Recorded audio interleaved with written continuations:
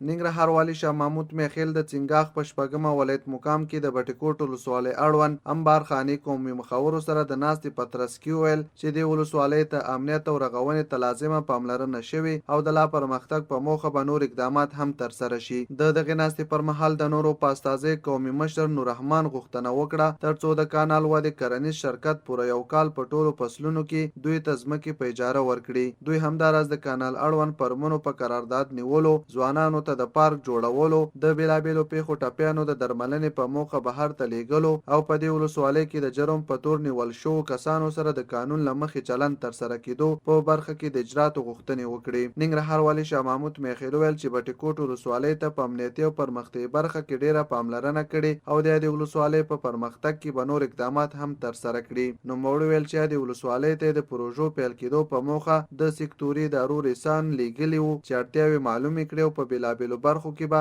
د رغونې چارې ترسره شي. د زیاته کړه چې په بټي کوټ ولسوالۍ کې د ډاډمن امنیت رامنځته کېدو په موخه سیمه ییز پولیس ځای پر ځای کړي او همداراز د کانال ادارې مسؤلینو ته سپارښتنه کړې چې خپل ځمکې د بټي کوټ خلکو ته په اجاره ورکړي. ننګرهار والي د بټي کوټ ولسوالۍ مخورو ته د ستونزو او غوښتنو په حل کې ډاډ ورکړ او ورڅخه غوښتنه وکړه چې د خپلو سیمو په ساتنه کې حکومت سره لازمه همکاري وکړي.